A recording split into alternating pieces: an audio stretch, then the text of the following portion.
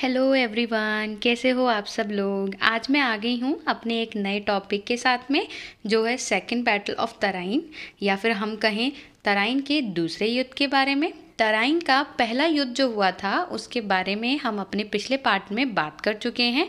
जिसने भी नहीं देखा है उसके लिए मैं लिंक डिस्क्रिप्शन में डाल दूँगी। तो चलिए हम शुरू करते हैं तराइन के दूसरे युद्ध के बारे में। हम में से बहुत से लोग हैं जो ये पहले से ही जानते हैं कि तराइन का जो दूसरा युद्ध हुआ था वो 1192 ईस्वी में मोहम्मद गौरी और पृथ्वीराज चौहान के बीच हुआ था। परंतु आज हम इससे भी थोड़ा बढ़कर जानेंगे और ये जानने की कोशिश करेंगे कि आखिर तराइन का जो दूसरा युद्ध था वो इतिहास के पन्नों में इतनी अहम जगह क्यों रखता है। और हम ये भी जानेंगे कि आखिर क्यों ऐसा क्या हुआ इस युद्ध में जिसने भारत में हिंदू साम्राज्य की नींव ही उखाड़ कर फेंक दी। आइए चलिए फिर शुरू करते हैं।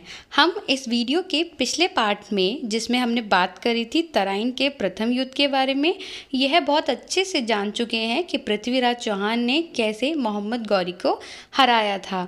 और हम ये भी जान चुके हैं कि उसके बाद मोहम्मद गौरी पृथ्वीराज चौहान को हराने के लिए बस एक मौके का इंतज़ार कर रहा था जो उसको मिला।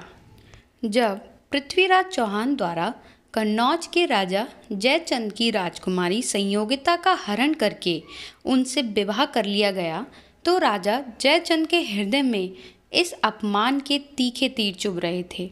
वह किसी भी कीमत पर पृथ्वीराज चौहान का विध्वंस चाहते थे और उन्हें जब पता चला कि उन्हीं की तरह मोहम्मद गौरी भी पृथ्वीराज चौहान से बदला लेना चाहता है तो उन्होंने मौके का फ़ायदा उठाते हुए मोहम्मद गौरी के साथ हाथ मिलाने का सोचा। परंतु वह इस प्रतिशोध और नफ़रत के चलते यह भूल गए कि यह देश उनका है और वह इस देश के साथ इस मातृभूमि की परवाह किए बिना एक गलत काम करने जा रहे हैं। परंतु उन्होंने इस बारे में कुछ नहीं सोचा और एक मुस्लिम शासक को सामने से युद्ध में सहायता देने का प्रस्ताव रखा और भारत में मुस्लिम शासन की नींव डालने में मोहम्मद गौरी की सहायता की।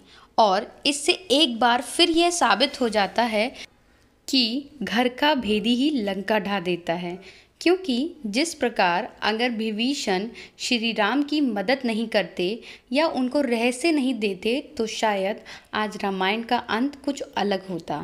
ठीक इसी प्रकार अगर राजा जयचंद गौरी की मदद नहीं करते तो आज भारत का इतिहास भी शायद कुछ और होता।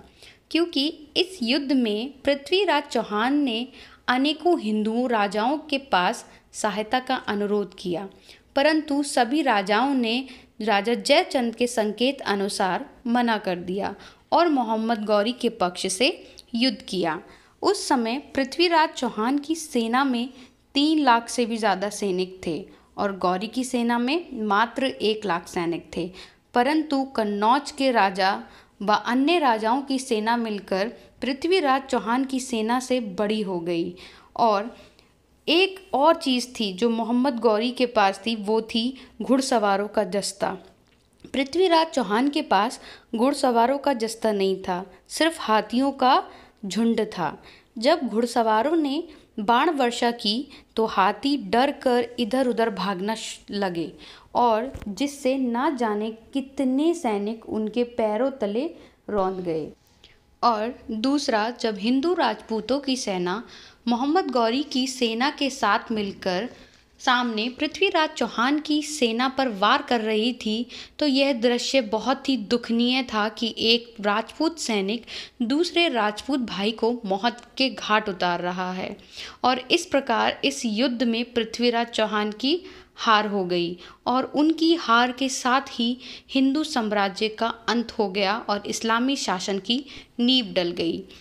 क्या आप जानना चाहेंगे इस युद्ध के बाद राजा जयचंद और बाकी हिंदू राजाओं के साथ क्या हुआ? उनको मोहम्मद गौरी ने मौत के घाट उतार दिया और उन सभी के साम्राज्य पर अपना आधिपत्य स्थापित कर लिया। लेकिन ये कहानी यहीं ख़त्म नहीं हुई। क्या आप ये जानना चाहेंगे कि पृथ्वीराज चौहान की धर्मपत्नी रानी संयोगिता के साथ क्या हुआ?